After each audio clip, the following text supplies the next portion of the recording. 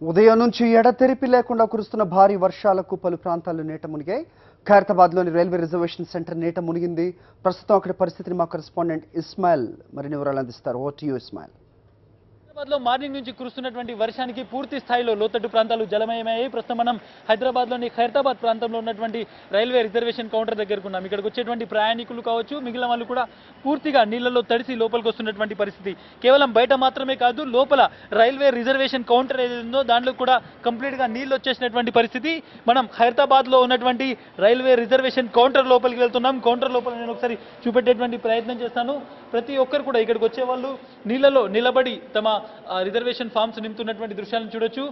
ఇక్కడికి వచ్చేటువంటి వాళ్ళు కూడా పూర్తిగా నీళ్ళలో తడిసిపోయినటువంటి పరిస్థితి. కేవలం బయట నుంచి వచ్చేటువంటి ప్రయాణికులు మాత్రమే కాదు, ఇక్కడ ఉన్నటువంటి ఫర్నిచర్ కూడా నీళ్ళలో తడిసిపోయింది. కేవలం ప్రయాణికులు బయట నుంచి వచ్చే వాళ్ళు మాత్రమే కాదు, లోపల నీళ్ళల్లో తడుస్తూ టికెట్లు ఇష్యూ చేస్తున్నటువంటి పరిస్థితి. నేను మీకు ఒకసారి చూపుతాను. ప్రస్తుతం రైల్వే రిజర్వేషన్ ఆఫీస్లో ఉన్నాను. ఆఫీస్ లోపల ఉన్నటువంటి పరిస్థితి చూపెట్టేటువంటి ప్రయత్నం చేస్తాను. ఒకసారి లోపలికి వెళ్తే మనం చూడొచ్చు ఏ విధంగా నీళ్ళలో పూర్తిగా ఇది ఉన్నటువంటి పరిస్థితి. నీళ్ళలో కంప్లీట్గా ఆఫీస్ లోపల కూడా నీళ్ళు వచ్చేసాయి. సిబ్బంది నీళ్ళలో కూర్చుండి టికెట్స్ ఇష్యూ చేస్తున్నటువంటి పరిస్థితిని చూడొచ్చు.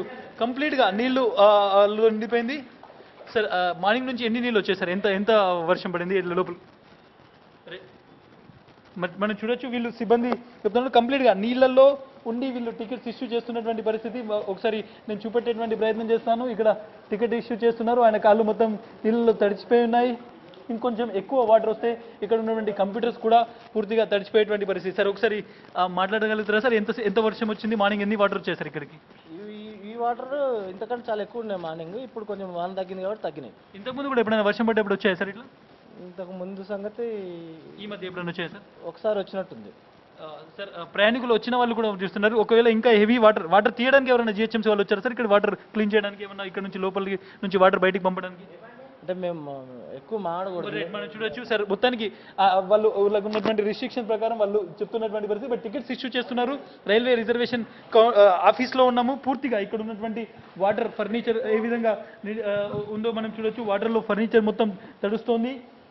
కంప్లీట్గా వాళ్ళు వాటర్లోనే టికెట్స్ ఇష్యూ చేస్తున్నటువంటి పరిస్థితి. ఒక కార్యాలయంలో ఉన్నాము. కార్యాలయం లోపల రైల్వే రిజర్వేషన్కి సంబంధించినటువంటి కార్యాలయం, దీని లోపల ఏ విధంగా ఉన్నదో పరిస్థితి చూపెట్టేటువంటి ప్రయత్నం చేస్తున్నాము. ప్రయాణికులు ఇక్కడికి వచ్చి రిజర్వేషన్ చేసుకునేటువంటి వాళ్ళు మాత్రమే కాదు, లోపల ఉన్నటువంటి సిబ్బంది కూడా పూర్తిగా వాటర్లో తడుస్తూ ఇక్కడ రైల్వే సంబంధించినటువంటి ఉద్యోగులు టికెట్స్ ఇష్యూ చేస్తున్నటువంటి పరిస్థితి. హైదరాబాద్లో చాలా లోతట్టు ప్రాంతాల్లో, ముఖ్యంగా నివాస ప్రాంతాల్లో ఇళ్లలోకి నీళ్లు వచ్చేసినటువంటి పరిస్థితి, కార్యాలయాల్లోకి నీళ్ళు వచ్చేసినటువంటి పరిస్థితి.